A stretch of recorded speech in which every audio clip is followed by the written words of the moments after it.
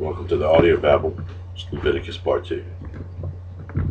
And the Lord said to Moses, the following instructions are for those seeking ceremonial purification from a skin disease. Those who have been healed must be brought to the priest, who will examine them at a place outside the camp. If the priest finds that someone has been healed of a serious skin disease, he will perform a purification ceremony using 2 live birds that are ceremonially clean, a stick of cedar, some scarlet yarn, and a hyssop branch. The priest will order that the one bird be slaughtered over a clay pot filled with fresh water. He will take the live bird and the cedar stick, the scarlet yarn, and the hyssop branch, and dip them into the blood of the bird that was slaughtered over the fresh water. The priest will then sprinkle the blood of the dead bird 7 times on the person being purified of the skin disease. When the priest has purified the person, he will release the live bird in an open field to fly away. The persons being purified must then wash their clothes, shave off all their hair, and bathe themselves in water. Then they will be ceremonially clean and may return to the camp. However, they must remain outside their tents for 7 days. On the 7th day, they must again shave all the hair from their heads, including the hair of the beard and the eyebrows. They must also wash their clothes and bathe themselves in water. Then they will be ceremonially clean. On the 8th day, each person being purified must bring 2 male lambs and a 1-year-old female lamb, all with no defects, along with a grain offering of 6 quarts of choice flour moistened with olive oil, and a cup of olive oil. Then the officiating priest will present that person for purification, along with the offerings, before the Lord at the entrance of the tabernacle. The priest will take one of the male lambs and the olive oil and present them as a guilt offering, lifting them up as a special offering before the Lord. He will then slaughter the male lamb in the sacred area where the sin offerings and burnt offerings are slaughtered. As with the sin offering, the guilt offering belongs to the priest. It is a most holy offering. The priest will then take some of the blood of the guilt offering and apply it to the lobe of the right ear, the thumb of the right hand, and the big toe of the right foot of the person being purified. Then the priest will pour some of the olive oil into the palm of his own left hand. He will then dip his right finger into the oil in his palm and sprinkle some of it with his finger 7 times before the Lord. The priest will then apply some of the oil in his palm over the blood from the guilt offering that is on the lobe of the right ear, the thumb of the right hand, and the big toe of the right foot of the person being purified. The priest will apply the oil remaining in his hand to the head of the person being purified. Through this process, the priest will purify the person before the Lord. Then the priest must present the sin offering to purify the person who is cured of the skin disease. After that, the priest will slaughter the burnt offering and offer it on the altar along with the grain offering. Through this process, the priest will purify the person who is healed, and the person will be ceremonially clean. But anyone who is too poor and cannot afford these offerings may bring 1 male lamb for a guilt offering, to be lifted up as a special offering for purification. The person must also bring 2 quarts of choice flour, moistened with olive oil for the grain offering, and a cup of olive oil. The offering must also include 2 turtle doves or 2 young pigeons, whichever the person can afford. One of the pair must be used for the sin offering, and the other for a burnt offering. On the 8th day of the purification ceremony, the person being purified must bring the offerings to the priest in the Lord's presence at the entrance of the tabernacle. The priest will take the lamb for the guilt offering, along with the olive oil, and lift them up as a special offering to the Lord. Then the priest will slaughter the lamb for the guilt offering. He will take some of its blood and apply it to the lobe of the right ear, the thumb of the right hand, and the big toe of the right foot of the person being purified. The priest will also pour some of the olive oil into the palm of his own left hand. He will dip his right finger into the oil in his palm and sprinkle some of it 7 times before the Lord. The priest will then apply some of the oil in his palm over the blood from the guilt offering that is on the lobe of the right ear, the thumb of the right hand, and the big toe of the right foot of the person being purified. The priest will apply the oil remaining in his hand to the head of the person being purified. Through this process, the priest will purify the person before the Lord. Then the priest will offer the 2 turtle doves or the 2 young pigeons, whichever the person can afford. One of them is for a sin offering, and the other for a burnt offering, to be presented along with the grain offering. Through this process, the priest will purify the person before the Lord. These are the instructions for purification for those who have recovered from a serious skin disease but who cannot afford to bring the offerings normally required for the ceremony of purification. Then the Lord said to Moses and Aaron, when you arrive in Canaan, the land I am giving you as your own possession, I may contaminate some of the houses in your land with mildew, The owner of such a house must then go to the priest and say, "It appears that my house has some kind of mildew." Before the priest goes to inspect the house, he must have the house emptied so nothing inside will be pronounced ceremonially unclean. Then the priest will go in and examine the mildew on the walls. If he finds greenish or reddish streaks and the contamination appears to go deeper than the wall surface, the priest will step outside the door and put the house in quarantine for 7 days. On the 7th day, the priest must return for another inspection. If he finds that the mildew on the walls of the house is spread, the priest must order that the stones from those areas be removed. The contaminated material will then be taken outside the town to an area designated as ceremonially unclean. Next, the inside walls of the entire house must be scraped thoroughly, and the scrapings dumped in an unclean place outside the town. Other stones will be brought in to replace the ones that were removed, and the walls will be replastered. But if the mildew reappears after all the stones have been replaced and the house has been scraped and replastered, the priest must return and inspect the house again. If he finds that the mildew is spread, the walls are clearly contaminated with a serious mildew, and the house is defiled, it must be torn down, and all its stone, timbers, and plaster must be carried out of town to the place designated as ceremonially unclean. Those who enter the house during the period of quarantine will be ceremonially unclean until evening, and all who sleep or eat in the house must wash their clothing. But if the priest returns for his inspection and finds that the mildew has not reappeared in the house after the fresh plastering, he will pronounce it clean because the mildew is clearly gone. To purify the house, the priest must take 2 birds, a stick of cedar, some scarlet yarn, and a hyssop branch. He will slaughter one of the birds over a clay pot filled with fresh water. He will take the cedar stick, the hyssop branch, the scarlet yarn, and the live bird, and dip them into the blood of the slaughtered bird and into fresh water. Then he will sprinkle the house 7 times. When the priest has purified this house in exactly this way, he will release the live bird into the open fields outside the town. Through this process, the priest will purify the house, and it will be ceremonially clean. These are the instructions for dealing with serious skin diseases, including scabby sores and mildew, whether on clothing or in a house, and swelling on the skin, a rash, or discolored skin. This procedure will determine whether a person or object is ceremonially clean or unclean. These are the instructions regarding skin diseases and mildew. The Lord said to Moses and Aaron, "Give the following instructions to the people of Israel. Any man who has a bodily discharge is ceremonially unclean. This defilement is caused by his discharge, whether the discharge continues or stops. In either case, the man is unclean. Any bed on which the man with the discharge lies and anything on which he sits will be ceremonially unclean. So if you touch the man's bed, you must wash your clothes and bathe yourself in water, and you will remain unclean until evening. If you sit where the man with the discharge has sat, you must wash your clothes and bathe yourself in water, and you will remain unclean until evening. If you touch the man with the discharge, you must wash your clothes and bathe yourself in water, and you will remain unclean until evening. If the man spits on you, you must wash your clothes and bathe yourself in water, and you will remain unclean until evening. Any saddle blanket on which the man rides will be ceremonially unclean. If you touch anything that was under the man, you will be unclean until evening. You must wash your clothes and bathe yourself in water, and you will remain unclean until evening. If the man touches you without first rinsing his hands, you must wash your clothes and bathe yourself in water, and you will remain unclean till evening. Any clay pot the man touches must be broken, and any wooden utensil he touches must be rinsed with water. When the man with the discharge is healed, he must count off 7 days for the period of purification. Then he must wash his clothes and bathe himself in fresh water, and he will be ceremonially clean. On the 8th day he must get 2 turtle doves or 2 young pigeons, and come before the Lord at the entrance of the tabernacle, and give his offerings to the priest. The priest will offer 1 bird for a sin offering and the other for a burnt offering. Through this process, the priest will purify the man before the Lord for his discharge. Whenever a man has an emission of semen, he must bathe his entire body in water, and he will remain ceremonially unclean until the next evening.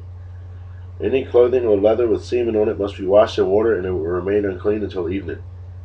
After a man and a woman have sexual intercourse, they must each bathe in water, and they will remain unclean until the next evening. Whenever a woman has her menstrual period, she will be ceremonially unclean for 7 days. Anyone who touches her during that time will be unclean until evening. Anything on which the woman lies or sits during the time of her period will be unclean. If any of you touch her bed, you must wash your clothes and bathe yourself in water, and you will remain unclean until evening. If you touch any object she has sat on, you must wash your clothes and bathe yourself in water, and you will remain unclean until evening. This includes her bed or any other object she has sat on. You will be unclean until evening if you touch it.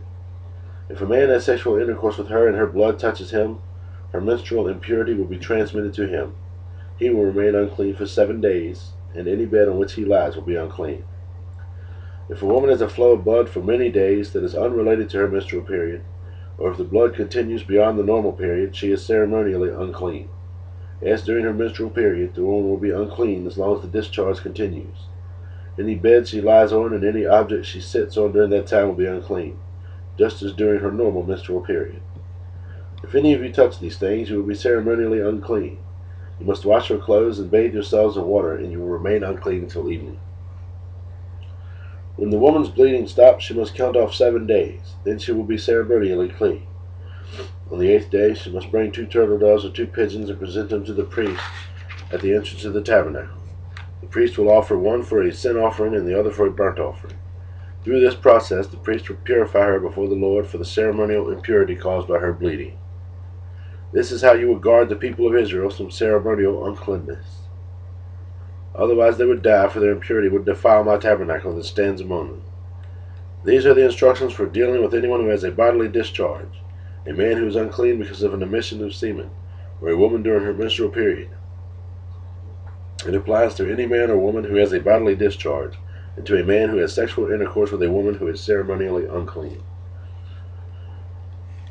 The Lord spoke to Moses after the death of Aaron's 2 sons, who died after they entered the Lord's presence and burned the wrong kind of fire before him. The Lord said to Moses, "Warn your brother Aaron not to enter the most holy place behind the inner curtain whenever he chooses. If he does, he will die, for the ark's cover, the place of atonement, is there, and I myself am present in the cloud above the atonement cover." When Aaron enters the sanctuary area, he must follow these instructions fully. He must bring a young bull for a sin offering and a ram for a burnt offering. He must put on his linen tunic and the linen undergarments worn next to his body. He must put the linen sash around his waist and put the linen turban on his head. These are the sacred garments, so he must bathe himself in water before he puts them on. Aaron must take from the community of Israel 2 male goats for a sin offering and a ram for a burnt offering. Aaron will present his own bull as a sin offering to purify himself and family, making them right with the Lord. Then he must take the 2 male goats and present them to the Lord at the entrance of the tabernacle. He is to cast sacred lots to determine which goat will be reserved as an offering to the Lord, and which will carry the sins of the people to the wilderness of Azezi. Aaron will then present as a sin offering the goat chosen by lot for the Lord. The other goat, the scapegoat, chosen by lot to be sent away, will be kept alive, standing before the Lord. When it is sent away to Azazel, I said Azezi before, Azazel, in the wilderness, the people will be purified and made right with the Lord. Aaron will present his own bull as a sin offering to purify himself and his family, making them right with the Lord. After he has slaughtered the bull as a sin offering, he will fill an incense burner with burning coals from the altar that stands before the Lord. Then he will take 2 handfuls of fragrant powdered incense, and will carry the burner and the incense behind the inner curtain. There in the Lord's presence he will put the incense on the burning coals, so that a cloud of incense will rise over the ark's cover, the place of atonement, that rests on the ark of the covenant. If he follows these instructions, he will not die. Then he must take some of the blood of the bull, dip his finger in it, and sprinkle it on the east side of the atonement cover. He must sprinkle blood 7 times with his finger in front of the atonement cover. Then Aaron must slaughter the first goat as a sin offering for the people to carry its blood behind the inner curtain. There he will sprinkle the goat's blood over the atonement cover and in front of it, just as he did with the bull's blood. Through this process he will purify the most holy place, and he will do the same for the entire tabernacle, because of the defiling sin and rebellion of the Israelites. No one else is allowed inside the tabernacle when Aaron enters it for the purification ceremony in the most holy place. No one may enter until he comes out again after purifying himself, his family, and all the congregation of Israel, making them right with the Lord. Then Aaron will come out to purify the altar that stands before the Lord. He will do this by taking some of the blood from the bull and the goat and putting it on each of the horns of the altar. Then he must sprinkle the blood with his finger 7 times over the altar. In this way he will cleanse it from Israel's defilement and make it holy. When Aaron has finished purifying the most holy place in the tabernacle and the altar, he must present the live goat. He will lay both of the hands on the goat's head and confess over it all the wickedness, rebellion, and sins of the people of Israel. In this way he will transfer the people's sins to the head of the goat. Then a man specifically chosen for the task will drive the goat into the wilderness. As the goat goes into the wilderness, it will carry all the people's sins upon itself in a desolate land. When Aaron goes back into the tabernacle, he must take off the linen garments he was wearing when he entered the most holy place, and he must leave the garments there. Then he must bathe himself with water in a sacred place, put on his regular garments, and go out to sacrifice a burnt offering for himself and a burnt offering for the people. Through this process he will purify himself and the people, making them right with the Lord.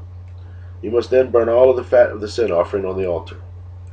The man chosen to drive the scapegoat into the wilderness of Azazel must wash his clothes and bathe himself in water. Then he may return to the camp. The bull and the goat presented as a sin offering, whose blood Aaron takes into the most holy place for purification ceremony, will be carried outside the camp.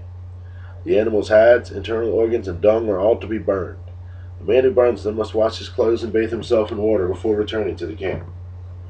On the 10th day of the appointed month in early autumn, you must deny yourselves. Neither native-born Israelites nor foreigners living among you may do any kind of work. This is a permanent law for you.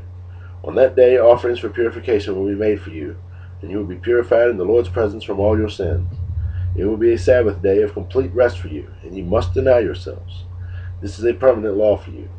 In future generations, the purification ceremony will be performed by the priest, who has been anointed and ordained to serve as high priest in the place of his ancestor Aaron. He will put on the holy linen garments and purify the most holy place, the tabernacle, the altar, the priest, and the entire congregation. This is a permanent law for you, to purify the people of Israel from their own sins, making them right with the Lord once each year. Moses followed all these instructions exactly as the Lord had commanded him.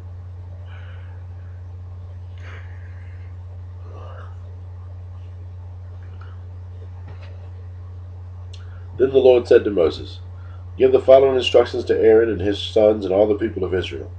This is what the Lord has commanded. If any native Israelite sacrifices a bull or a lamb or a goat anywhere inside or outside the camp, instead of bringing it to the entrance of the tabernacle to present it as an offering to the Lord, that person will be guilty as a murderer. Such a person has shed blood and will be cut off from the community. The purpose of this rule is to stop the Israelites from sacrificing animals in the open fields. It will ensure that they bring their sacrifices to the priest at the entrance of the tabernacle so he can present them to the Lord as peace offerings. Then the priest will be able to splatter the blood against the Lord's altar at the entrance of the tabernacle, and he will burn the fat as a pleasing aroma to the Lord. The people must no longer be unfaithful to the Lord by offering sacrifices to the goat idols. This is a permanent law for them, to be observed from generation to generation. Give them this command as well. If any native Israelite or foreigner living among you offers a burnt offering or a sacrifice, but does not bring it to the entrance of the tabernacle to offer it to the Lord, that person will be cut off from the community. And if any native Israelite or foreigner living among you eats or drinks blood in any form, I will turn against that person and cut him off from the community of your people. For the life of the body is in its blood. I have given you the blood on the altar to purify you, making you right with the Lord. It is the blood given in exchange for a life that makes purification possible. That is why I have said to the people of Israel, you must never eat or drink blood, neither you nor the foreigners living among you. And if any native Israelite or foreigner living among you goes hunting and kills an animal or bird that is approved for eating, he must drain its blood and cover it with earth. The life of every creature is in its blood. That is why I have said to the people of Israel, you must never eat or drink blood, for the life of any creature is in its blood. So whoever consumes blood will be cut off from the community. And if any native-born Israelites or foreigners eat the meat of an animal that died naturally, or was torn up by wild animals, they must wash their clothes and bathe themselves in water. They will remain ceremonially unclean until evening, but then they will be clean. If they do not wash their clothes and bathe themselves, they will be punished for their sin. Then the Lord said to Moses, "Give the following instructions to the people of Israel. I am the Lord your God. So do not act like the people in Egypt, where you used to live, or live like the people in Canaan, where I am taking you. You must not imitate their way of life. You must obey all my regulations and be careful to obey my decrees, for I am the Lord your God. If you obey my decrees and my regulations, you will find life through them. I am the Lord. You must never have sexual relations with a close relative, for I am the Lord. Do not violate your father by having sexual relations with your mother. She is your mother. You must not have sexual relations with her. Do not violate your father by having sex. Whoops. Do not have sexual relations with any of your father's wives, for this would violate your father. Do not have sexual relations with your sister or half-sister, whether she is your father's daughter or your mother's daughter, whether she was born into your household or someone else's. Do not have sexual relations with your granddaughter, whether she is your son's daughter or your daughter's daughter, for this would violate yourself. Do not have sexual relations with your stepsister, the daughter of any of your father's wives, for she is your sister. Do not have sexual relations with your father's sister, for she is your father's close relative. Do not have sexual relations. Do not violate your uncle. I'm sorry, let me get together here. Do not violate your uncle, your father's brother, by having sexual relations with his wife, for she is your aunt. Do not have sexual relations with your daughter-in-law. She is your son's wife, so you must not have sexual relations with her. Do not have sexual relations with your brother's wife, for this would violate your brother. Do not have sexual relations with both a woman and her daughter, and do not take her granddaughter, whether her son's daughter or her daughter's daughter, and have sexual relations with her. They are close relatives, and this would be a wicked act. While your wife is living, do not marry her sister or have sexual relations with her, for they would be rivals. Do not have sexual relations with a woman during her period or menstrual impurity. Do not defile yourself by having sexual intercourse with your neighbor's wife. Do not permit any of your children to be offered as a sacrifice to Molech, for you must not bring shame on the name of your God. I am the Lord. Do not practice homosexuality, having sex with another man as with a woman. It is a detestable sin. A man must not defile himself by having sex with an animal, and a woman must not offer herself to a male animal to have intercourse with it. This is a perverse act. Do not defile yourselves in any of these ways, for the people I am driving out before you have defiled themselves in all of these ways. Because of the entire land has become defiled, I am punishing the people who live there. I will cause the land to vomit them out. You must obey all my decrees and my regulations. You must not commit any of these detestable sins. This applies both to native-born Israelites and to the foreigners living among you. All these detestable activities are practiced by the people of the land where I am taking you, and this is how the land has become defiled. So do not defile the land and give it a reason to vomit you out, as it will vomit out the people who live there now. Whoever commits any of these detestable sins will be cut off from the community of Israel. So obey my instructions and do not defile yourselves by committing any of these detestable practices that were committed by the people who lived in the land before you. I am the Lord your God. The Lord also said to Moses, give the following instructions to the entire community of Israel. You must be holy, because I, the Lord your God, am holy. Each of you must show great respect for your mother and father, and you must always observe my Sabbath days of rest. I am the Lord your God. Do not put your trust in idols or make metal images of gods for yourselves. I am the Lord your God. When you sacrifice a peace offering to the Lord, offer it properly, so you will be accepted by God. The sacrifice must be clean. The sacrifice must be eaten on the same day you offer it or the next day. Whatever is left over until the third day must be completely burned up. If any of the sacrifice is eaten on the third day, it will be contaminated, and I will not accept it. Anyone who eats it on the third day will be punished for defiling what is holy to the Lord, and will be cut off from the community. When you harvest the crops of your land, do not harvest the grain along the edges of your fields, and do not pick up at the harvester's drop. It is the same with your grace crop. Do not strip every last bunch of grapes from the vines, and do not pick up the grapes that fall to the ground. Leave them for the poor and the foreigners living among you. I am the Lord your God. Do not steal. Do not deceive or cheat one another. Do not bring shame on the name of your God by using it to swear falsely. I am the Lord. Do not defraud or rob your neighbor. Do not make your hired workers wait until the next day to receive their pay. Do not insult the deaf or cause the blind to stumble. You must fear your God. I am the Lord. Do not twist justice in legal matters by favoring the poor or being partial to the rich and powerful. Always judge people fairly. Do not spread slanderous gossip among your people. Do not stand idly by when your neighbor's life is threatened. I am the Lord. Do not nurse hatred in your heart for any of your relatives. Confront people directly, so you will not be held guilty for their sin. Do not seek revenge or bear a grudge against a fellow Israelite, but love your neighbor as yourself. I am the Lord. You must obey all my decrees. Do not make two different kinds of animals. Do not plant your field with two different kinds of seeds. Do not wear clothing woven from two different kinds of thread. If a man has sex with a slave girl whose freedom has never been purchased but is committed to become another man's wife, he must pay a full compensation to her master. But since she is not a free woman, neither the man nor the woman will be put to death. The man, however, must bring a ram as a guilt offering and present it to the Lord at the entrance of the tabernacle. The priest will then purify him before the Lord and the ram of the guilt offering, and the man's sins shall be forgiven. When you enter the land and plant fruit trees, leave the fruit unharvested for the first 3 years and consider it forbidden. Do not eat it. In the 4th year, the entire crop must be consecrated to the Lord as a celebration of praise. Finally, in the 5th year, you may eat the fruit. If you follow this pattern, your harvest will increase. I am the Lord your God. Do not eat meat that has been drained of its blood. Do not eat meat that has not been drained of its blood. Do not practice fortune-telling or witchcraft. Do not trim off the hair in your temples or trim your beards. Do not cut your bodies for the dead, and do not mark your skin with tattoos. I am the Lord. Do not defile your daughter by making her a prostitute, or the land will be filled with prostitution and wickedness. Keep my Sabbath days of rest and show reverence toward my sanctuary. I am the Lord. Do not defile yourselves by turning to mediums or those who consult the spirits of the dead. I am the Lord your God. Stand up in the presence of the elderly and show respect for the aged. Fear your God. I am the Lord. Do not take advantage of foreigners who live among you in your land. Treat them like native-born Israelites and love them as you love yourself. Remember that you were once foreigners living in the land of Egypt. I am the Lord your God.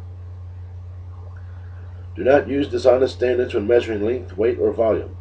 Your scales and weights must be accurate. Your containers for measuring dry materials or liquids must be accurate. I am the Lord your God who brought you out of the land of Egypt. You must be careful to keep all of my decrees and regulations by putting them into practice. I am the Lord. The Lord said to Moses, Give the people of Israel these instructions which apply both to native Israelites and to the foreigners living in Israel. If any of them offer their children as sacrifice to Molech, they must be put to death. The people of the community must stone them to death. I myself will turn against them and cut them off from the community, because they have defiled my sanctuary and brought shame on my holy name by offering their children to Molech. And if the people of the community ignore those who offer their children to Molech and refuse to execute them, I myself will turn against them and their families and will cut them off from the community. This will happen to all who commit spiritual prostitution by worshiping Molech. It's probably Molech, but I'm going to say Molech. I will also turn against those who commit spiritual prostitution by putting their trust in mediums or in those who consult the spirits of the dead. I will cut them off from the community. So set yourselves apart to be holy, for I am the Lord your God. Keep all my decrees by putting them into practice, for I am the Lord who makes you holy. Anyone who dishonors father or mother must be put to death. Such a person is guilty of a capital offense. If a man commits adultery with his neighbor's wife, both the man and the woman who have committed adultery must be put to death. If a man violates his father by having sex with one of his father's wives, both the man and the woman must be put to death, for they are guilty of a capital offense. If a man has sex with his daughter-in-law, both must be put to death. They have committed a perverse act and are guilty of a capital offense. If a man practices homosexuality, having sex with another man as a woman, both men have committed a detestable act. They must be put to death, for they are guilty of a capital offense. If a man marries both a woman and her mother, he has committed a wicked act. The man and both women must be burned to death, to wipe out such wickedness from among you. If a man has sex with an animal, he must be put to death, and the animal must be killed. If a woman presents herself to a male animal to have intercourse with it, she and the animal must both be put to death. You must kill both, for they are guilty of a capital offense.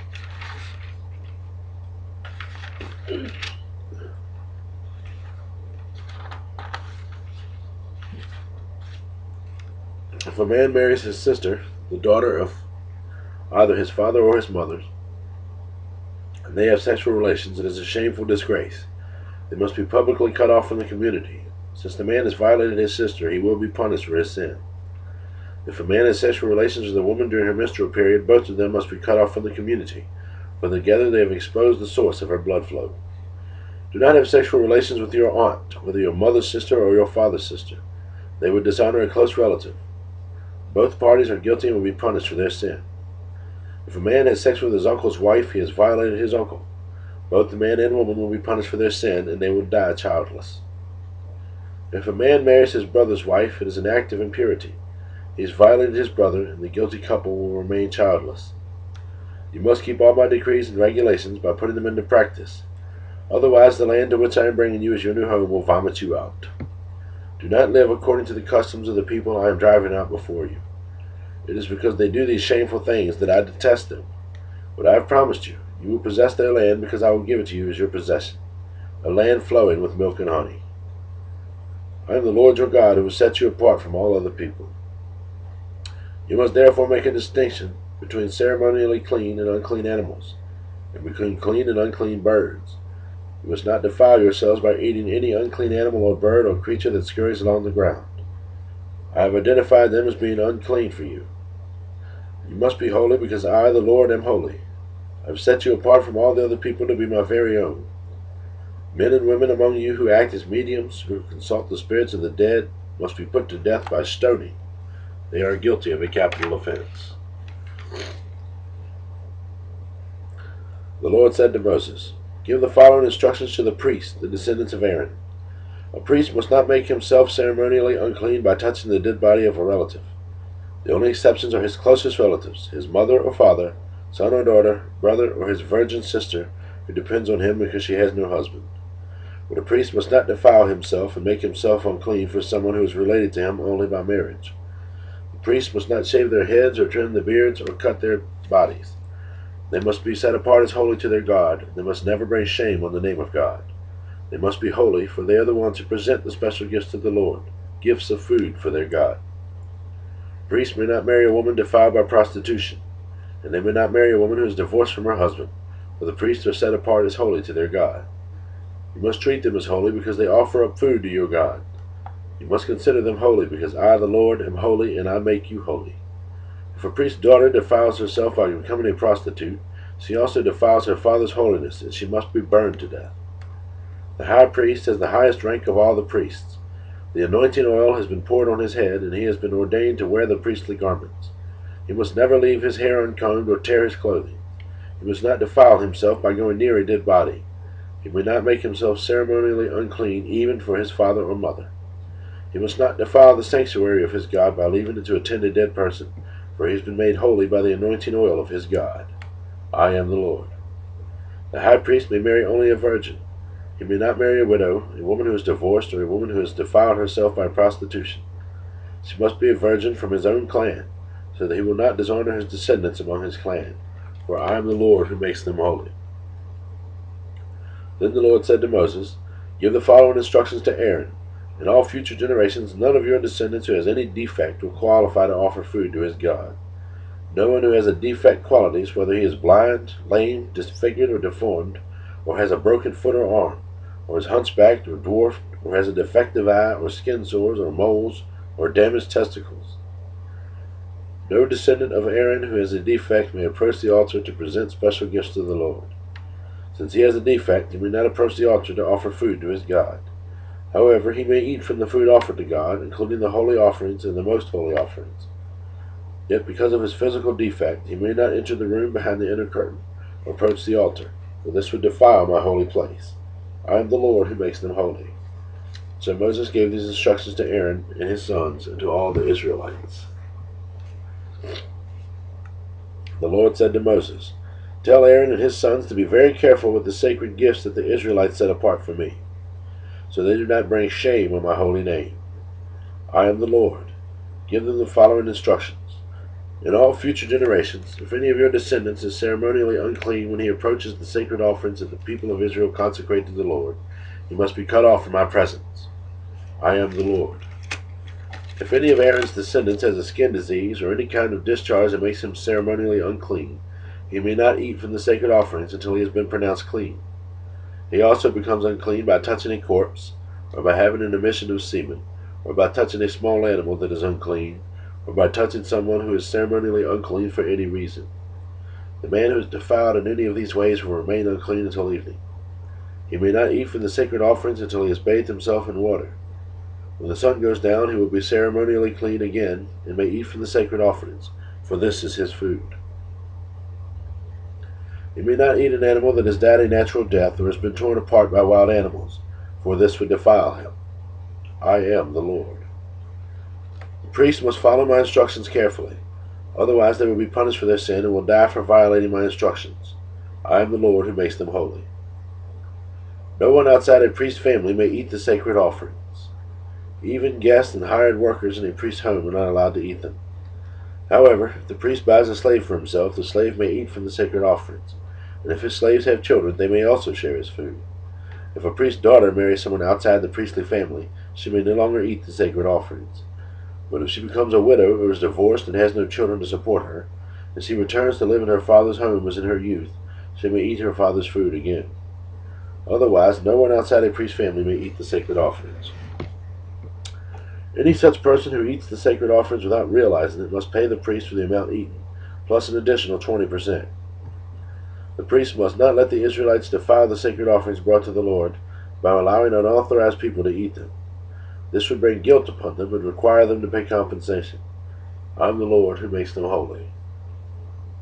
And the Lord said to Moses, Give Aaron and his sons and all the Israelites these instructions, which apply both to native Israelites and to the foreigners living among you.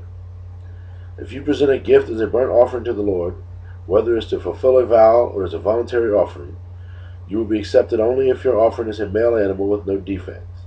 It may be a bull, a ram, or a male goat.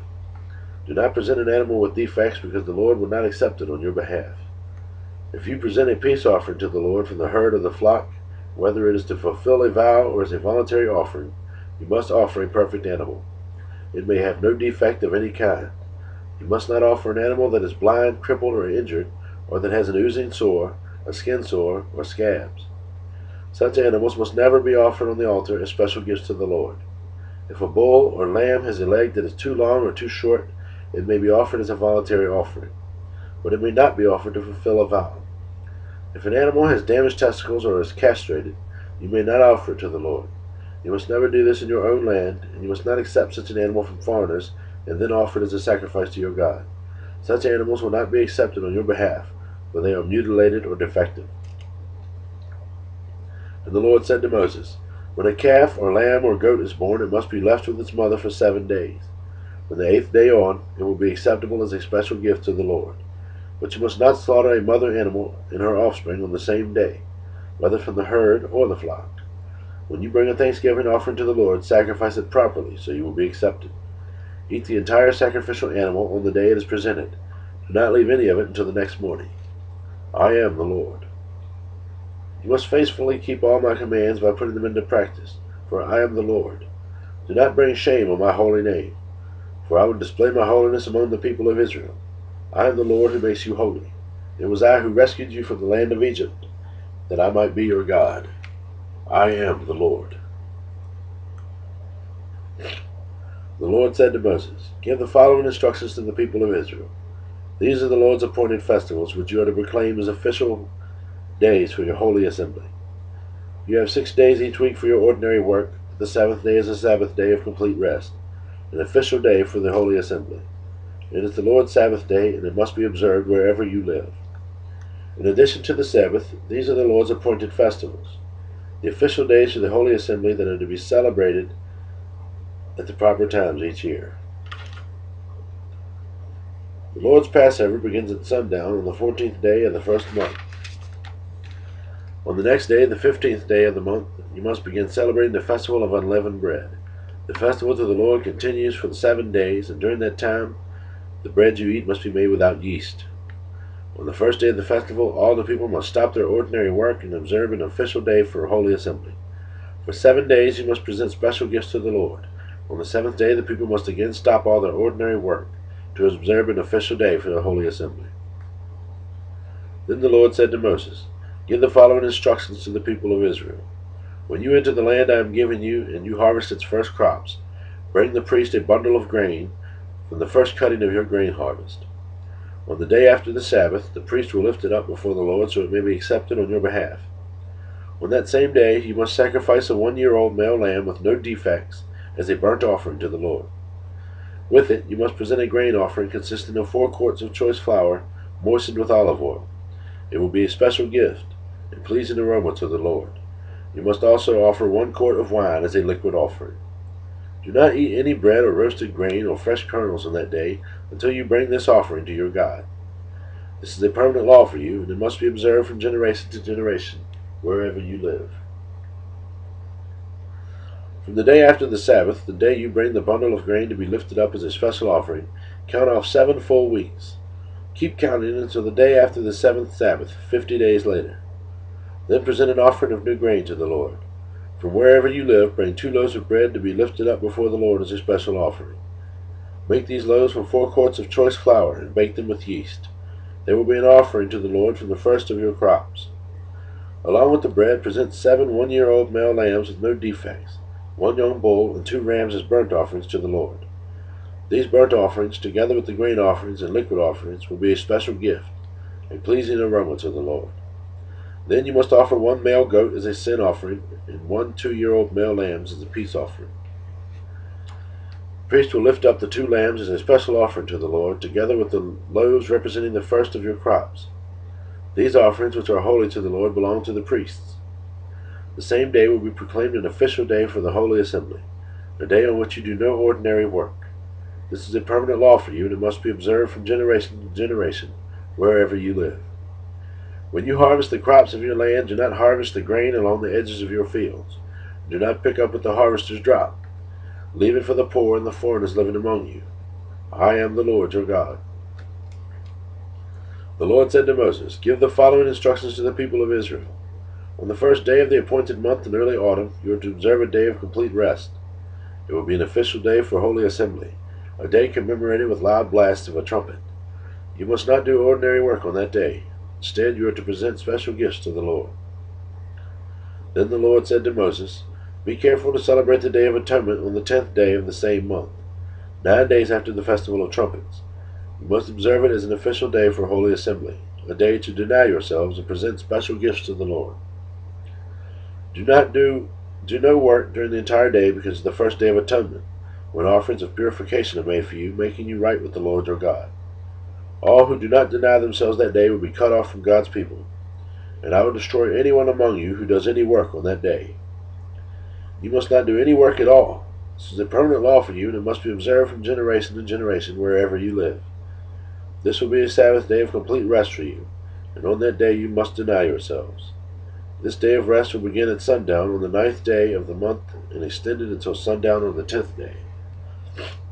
And the Lord said to Moses, "Give the following instructions to the people of Israel. Begin celebrating the Festival of Shelters on the 15th day of the appointed month, 5 days after the Day of Atonement.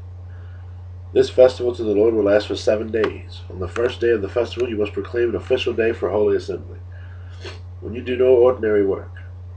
For 7 days you must present special gifts to the Lord. The 8th day is another holy day on which you present your special gifts to the Lord.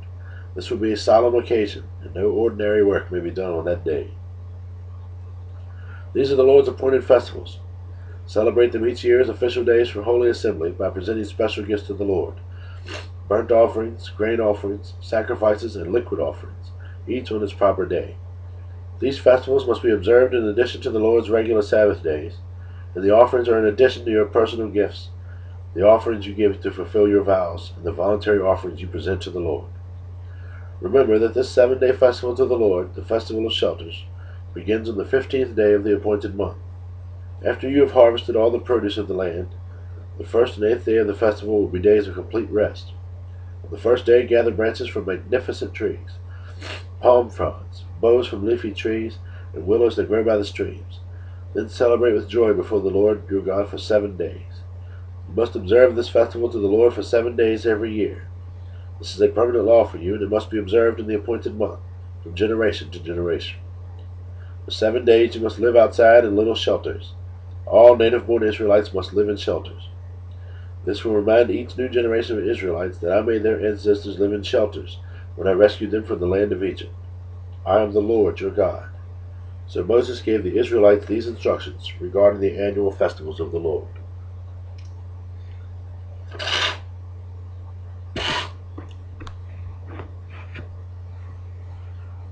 The Lord said to Moses, "Command the people of Israel to bring you pure oil from pressed olives for the light, to keep the lamps burning continually. This is the lampstand that stands in the tabernacle in front of the inner curtain that shields the Ark of the Covenant. Aaron must keep the lamps burning in the Lord's presence all night. This is a permanent law for you, and it must be observed from generation to generation. Aaron and the priest must tend the lamps on the pure gold lampstand continually in the Lord's presence. You must bake 12 loaves of bread from choice flour, using 4 quarts of flour for each loaf. Place the bread before the Lord on the pure gold table, and arrange the loaves in 2 rows, with 6 loaves in each row. Put some pure frankincense near each row to serve as a representative offering, a special gift presented to the Lord. Every Sabbath day this bread must be laid out before the Lord. The bread is to be received from the people of Israel as a requirement of the eternal covenant.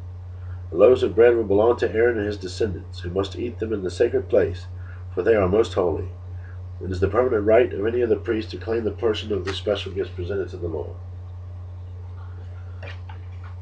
One day, a man who had an Israelite mother and an Egyptian father came out of his tent and got into a fight with one of the Israelite men. During the fight, the son of an Israelite woman blasphemed the name of the Lord with a curse, so the man was brought to Moses for judgment. His mother was Shelomith, the daughter of Dibri of the tribe of Dan.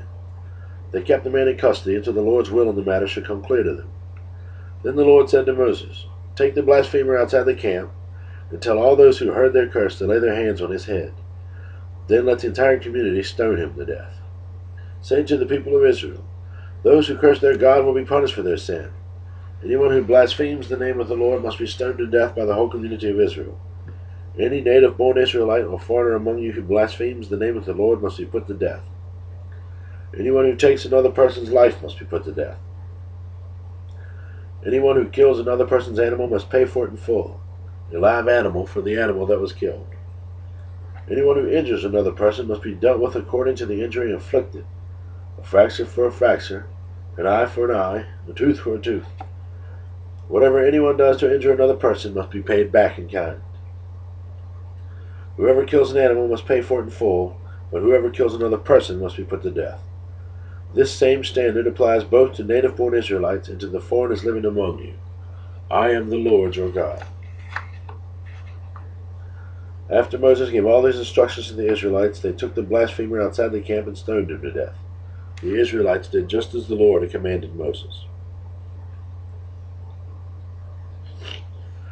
While Moses was on Mount Sinai, the Lord said to him, "Give the following instructions to the people of Israel. When you have entered the land I am giving you, the land itself must observe a Sabbath rest before the Lord every 7th year. For 6 years you may plant your fields and prune your vineyards and harvest your crops, but during the 7th year the land must have a Sabbath year of complete rest. It is the Lord's Sabbath. Do not plant your fields or prune your vineyards during that year, and don't store away the crops that grow on their own or gather the grapes from your unpruned vines. The land must have a year of complete rest. But you may eat whatever the land produces on its own during the Sabbath. This applies to you, your male and female servants, your hired workers, and the temporary residents who live with you. Your livestock and the wild animals in your land will also be allowed to eat what the land produces. In addition, you must count off 7 Sabbath years, 7 sets of 7 years, adding up to 49 years in all. Then on the Day of Atonement in the 50th year, blow the ram's horn loud and long throughout the land.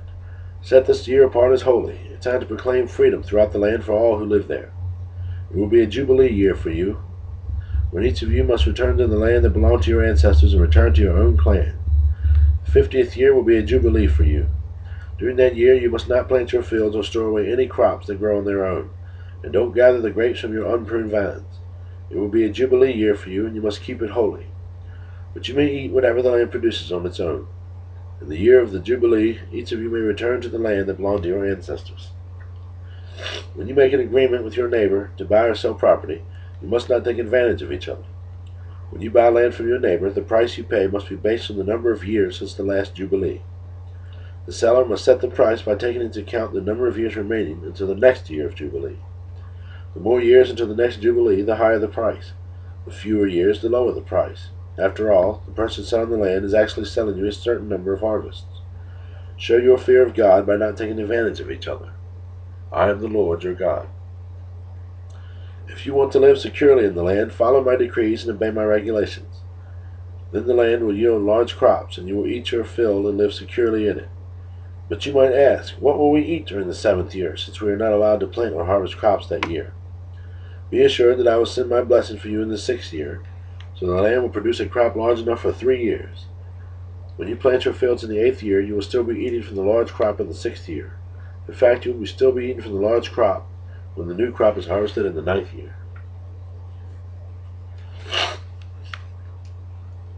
The land must never be sold on a permanent basis, for the land belongs to me. You are only foreigners and timid farmers working for me. With every purchase of land, you must grant the seller the right to buy it back. If one of your fellow Israelites falls into poverty and is forced to sell some family land, then a close relative should buy it back for him. If there is no close relative to buy the land, but the person who gets sold it gets enough money to buy it back, then he has the right to redeem it from the one who bought it. The price of the land will be discounted according to the number of years until the next year of Jubilee. In this way, the original owner can then return to the land. But if the original owner cannot afford to buy back the land, it will remain with the new owner until the next year of Jubilee. In the Jubilee year, the land must be returned to the original owner so they can return to their family land. Anyone who sells a house inside a walled town has the right to buy it back for a full year after its sale. During that year, the seller retains the right to buy it back. But if it is not bought back within a year, the sale of the house within the walled town cannot be reserved. It will become the permanent property of the buyer. It will not be returned to the original owner in the year of Jubilee. But a house in a village, a settlement without fortified walls, will be treated like property in the countryside. Such a house may be bought back at any time, and it must be returned to the original owner in the year of Jubilee. The Levites always have the right to buy back a house they have sold within the towns allotted to them. And any property that is sold by the Levites, all houses within the Levitical towns, must be returned in the year of Jubilee. After all, the houses in the towns reserved for the Levites are the only property they own in all of Israel. The open pasture land around the Levitical towns may never be sold. It is their permanent possession.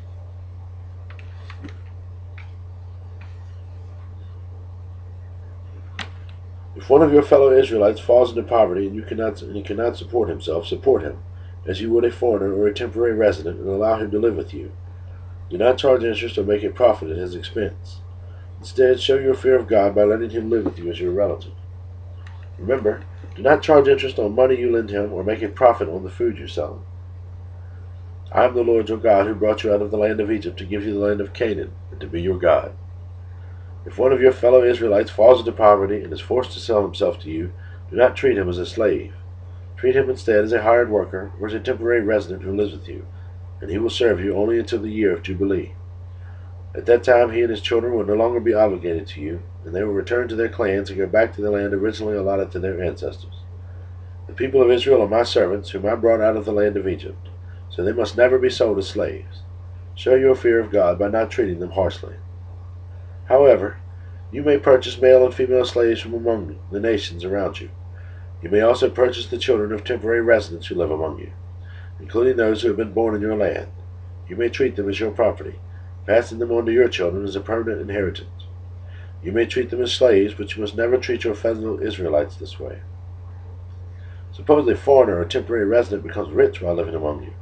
If any of your fellow Israelites fall into poverty and are forced to sell themselves to such a foreigner or to a member of his family, they still retain the right to be bought back, even after they have been purchased.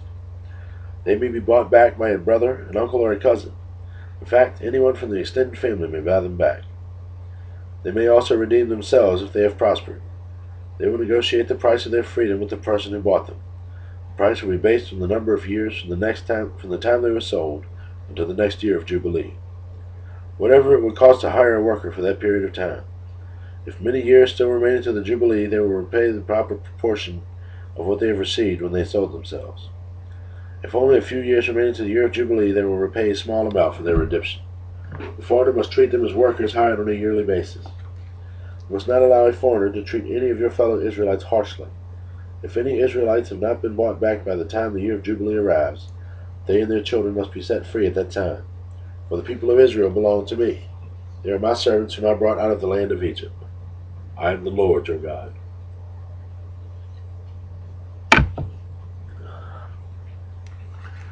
Do not make idols or set up carved images or sacred pillars or sculpted stones in your land so that you may worship them.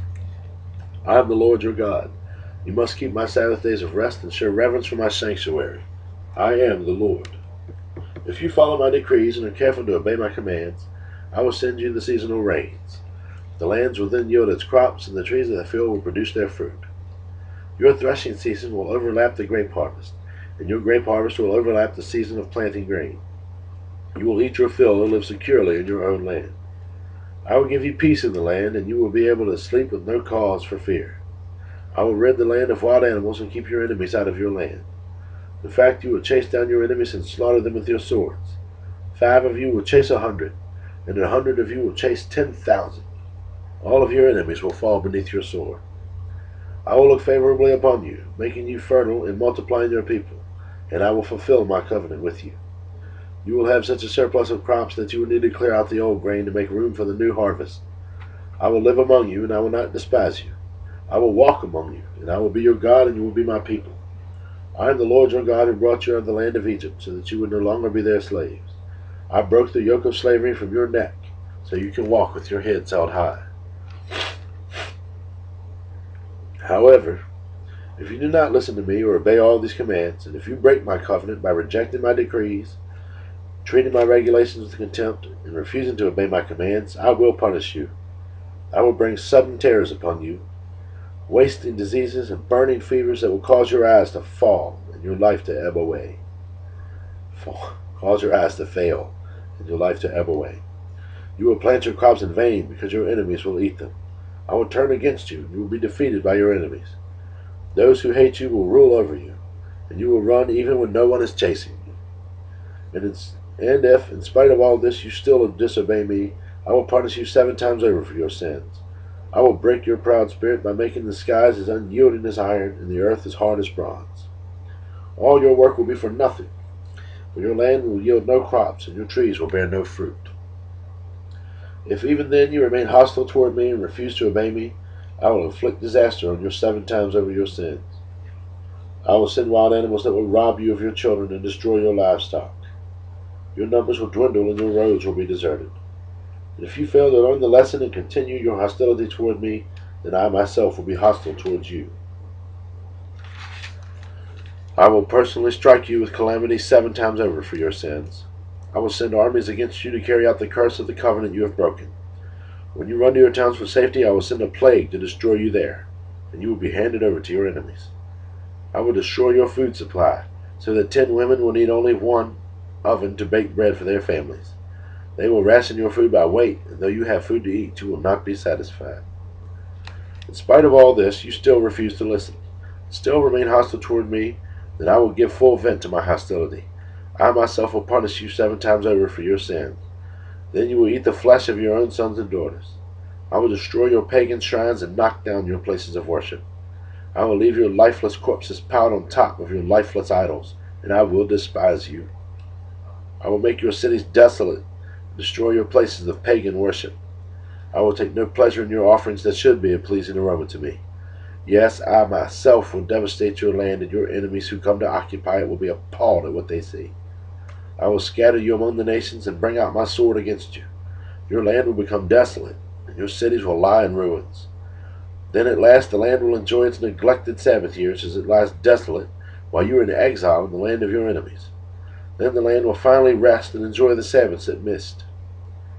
As long as the land lies in ruins, it will enjoy the rest you never allowed it to take every 7th year while you lived in it. And for those of you who survive, I will demoralize you in the land of your enemies. You will live in such fear that the sound of a leaf driven by the wind will send you fleeing. You will run as though fleeing from a sword, and you will fall even when no one pursues you. Though no one is chasing you, you will stumble over each other through fleeing from a sword, as though fleeing from a sword. You will have no power to stand up against your enemies. You will die among the foreign nations and be devoured in the land of your enemies. Those of you who survive will waste away in your enemies' lands because of their sins and the sins of their ancestors. But at last my people will confess their sins and the sins of their ancestors for betraying me and being hostile toward me. When I have turned their hostility back on them and brought them to the land of their enemies, Then at last their stubborn hearts will be humbled, and they will pay for their sins. Then I will remember my covenant with Jacob, and my covenant with Isaac, and my covenant with Abraham, and I will remember the land. For the land must be abandoned to enjoy its year of Sabbath rest as it lies deserted. At last the people will pay for their sins, for they have continually rejected my regulations and despised my decrees. But despite all this, I will not utterly reject or despise them while they are in exile in the land of their enemies. I will not cancel my covenant with them by wiping them out, for I am the Lord their God. For their sakes I will remember my ancient covenant with their ancestors, whom I brought out of the land of Egypt in the sight of all the nations, that I might be their God. I am the Lord. These are the decrees, regulations, and instructions that the Lord gave through Moses on Mount Sinai, as evidence of the relationship between himself and the Israelites. The Lord said to Moses, "Give the following instructions to the people of Israel. If anyone makes a special vow to dedicate someone to the Lord by paying the value of that person, here is the scale of values to be used. A man between the ages of 20 and 60 is valued at 50 shekels of silver, as measured by the sanctuary shekel. A woman of that age is valued at 30 shekels of silver. A boy between the ages of 5 and 20 is valued at 20 shekels of silver. A girl of that age is valued at 10 shekels of silver. A boy between the ages of 1 month and 5 years is valued at 5 shekels of silver. A girl of that age is valued at 3 shekels of silver. A man older than 60 is valued at 15 shekels of silver. A woman of that age is valued at 10 shekels of silver. If you desire to make such a vow but cannot afford to pay the required amount, take the person to the priest. He will determine the amount for you to pay based on what you can afford. If your vow involves giving an animal that is acceptable as an offering to the Lord, any gift to the Lord will be considered holy. You may not exchange or substitute it for another animal, neither a good animal nor a bad one, nor a bad animal for a good one. But if you do exchange one animal for another, then both the original animal and its substitute will be considered holy. If your vow involves an unclean animal, one that is not acceptable as an offering to the Lord, then you must bring the animal to the priest. He will assess its value, and his assessment will be final, whether high or low. If you want to buy back the animal, you must pay the value set by the priest, plus 20%. If someone dedicates a house to the Lord, the priest will come to assess its value. The priest's assessment will be final, whether high or low. If the person who dedicated the house wants to buy it back, he must pay the value set by the priest, plus 20%. Then the house will again be his. If someone dedicates to the Lord a piece of his family property, its value will be assessed according by the amount of seed required to plant it. 50 shekels of silver for a field planted with 5 bushels of barley seed. If the field is dedicated to the Lord in the year of Jubilee, then the entire assessment will apply. But if the field is dedicated after the year of Jubilee, the priest will assess the land's value in proportion to the number of years left until the next year of Jubilee. Its assessed value is reduced each year. If the person who dedicated the field wants to buy it back, he must pay the value set by the priest, plus 20%. Then the field will again be legally his. But if he does not want to buy it back and it is sold to someone else, the field can no longer be bought back. When the field is released in the year of Jubilee, it will be a field specially set apart for the Lord. It will become the property of the priests. If someone dedicates to the Lord a field he has purchased but which is not a part of his family property, the priest will assess its value based on the number of years left until the next year of Jubilee. On that day he must give the assessed value of the land as a sacred donation to the Lord. In the year of Jubilee, the field must be returned to the person from whom he purchased it, the one who inherited it as a family property. All the payments must be measured by the weight of the sanctuary shekel, which equals 20 gerahs. You may not dedicate a firstborn animal to the Lord, for the firstborn of your cattle, sheep, and goats already belong to him. However, you may buy back the firstborn of a ceremonially unclean animal by paying the priest's assessment of its worth plus 20%. If you do not buy it back, the priest will sell it at its assessed value.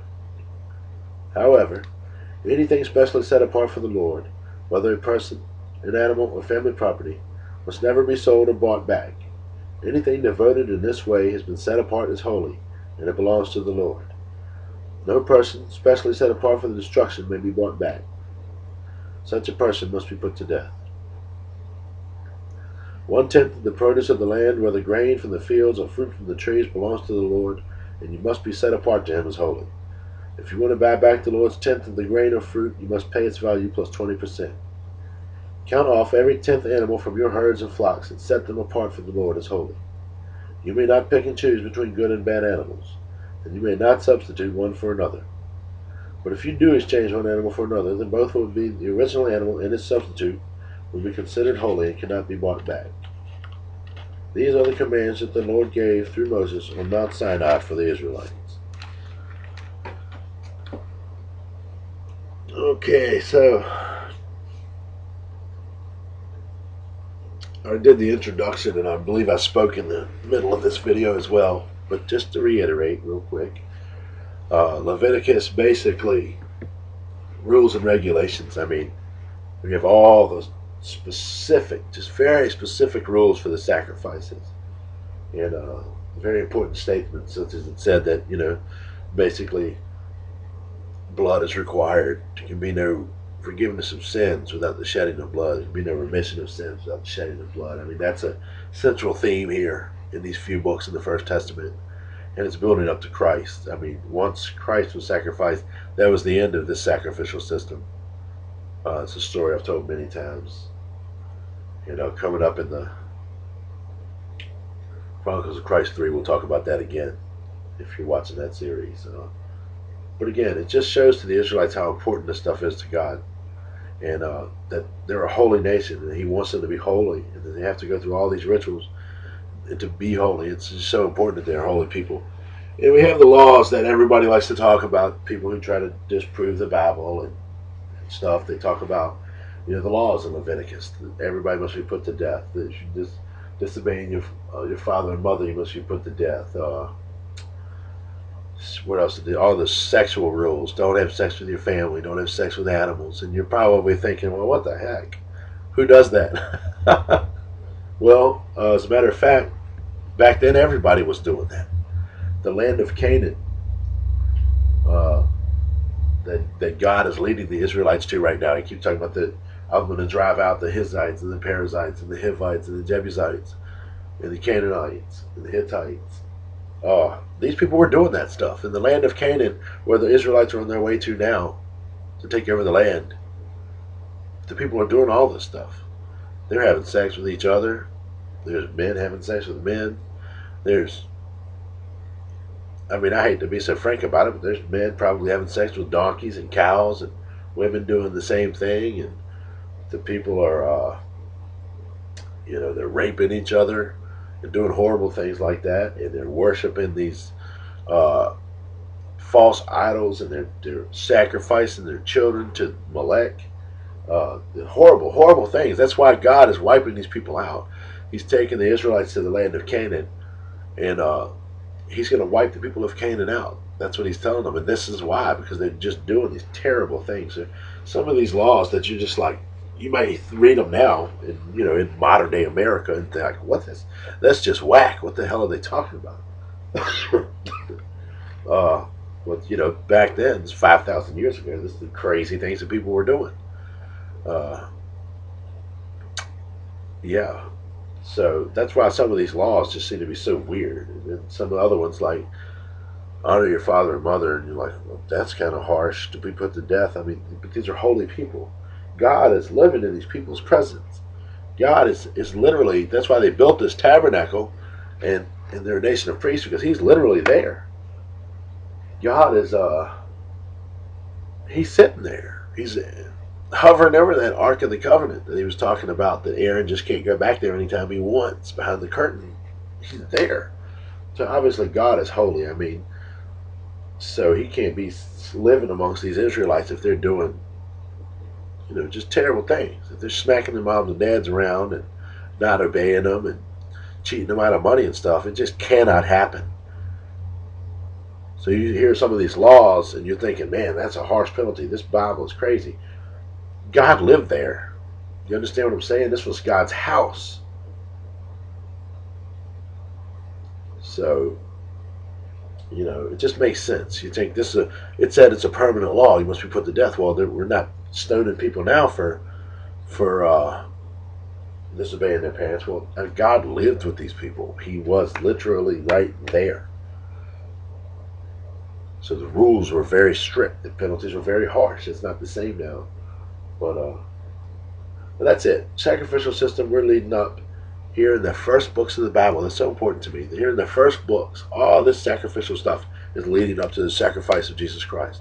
All these crazy laws are because God was living with these people in their house. He was right there. So they had to be holy. They had to do these sacrifices. They had to be quarantined if they, they were having their periods, and talked about emissions of semen and all this just nasty, gross stuff, discharges. Any of that stuff going on, they had to be quarantined out of the camp. This is God's house. He lives here. Holy. Everything had to be clean and holy and pure. So that's what all these crazy laws are about. And that's it for Leviticus. We are now going to pick up with Numbers and just go right along. Thank you for watching. God bless you.